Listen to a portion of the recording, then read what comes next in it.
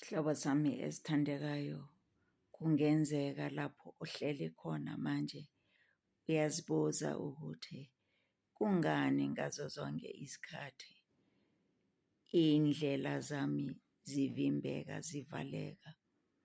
Zona nje bekukhanya ingathi kunomnyango ovuliwe okumele ngingene through loyo mnyango, kodwa wavaleka lo mnyango, kangazi uvalwe yini.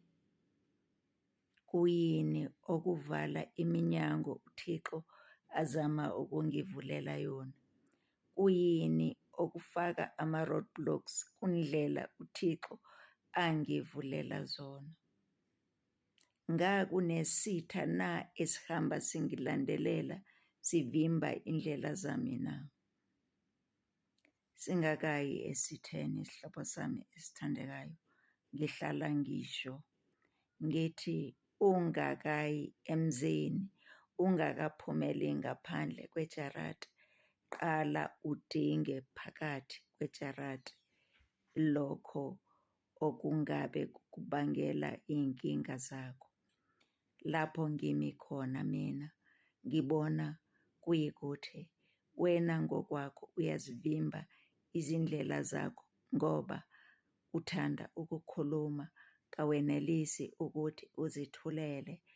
Weke uThixo enze umsebenzi wakhe aze aqede. Uba too excited. Uma nje uThixo wavula umnyango, ulala utshele umhlaba wonke ukuthi uThixo uvulile umnyango, kodwa le meeting ayikapheli. Bese nezitha zakho zilala zizwile, bese zilala zisebenza, zifaka yonke le migoqo ukuthi ngeke wedlule. Ake uzame sihlobo sami esithandekayo ukuthi uvale umlomo wakho. Weke ukuba ukhuluma ngezinto zingakaphushi. Ungaze ube uthole umsebenzi. Sebenza okwezinyanga uze uqede i-probation ungatshelanga muntu, uze ube permanent. Noma umuntu asakubuza athi, hawu ususebenza ungitshelanga, uthi hawu bengicabanga ukuthi ngakutshela, angazi ngalibala kanjani. Zifundise ukuthi ube yi-private business, ungabi yi-public business waye wonke umuntu. Uzabona isimo sempilo yakho sitshintsha. Ngoba ngiyazi iningi labantu anivumelani nami, kodwa from my own experiences engikwaziyo yilokho. Izitha zami zi-within. Izitha zami ngicupha nazo, ngidla nazo.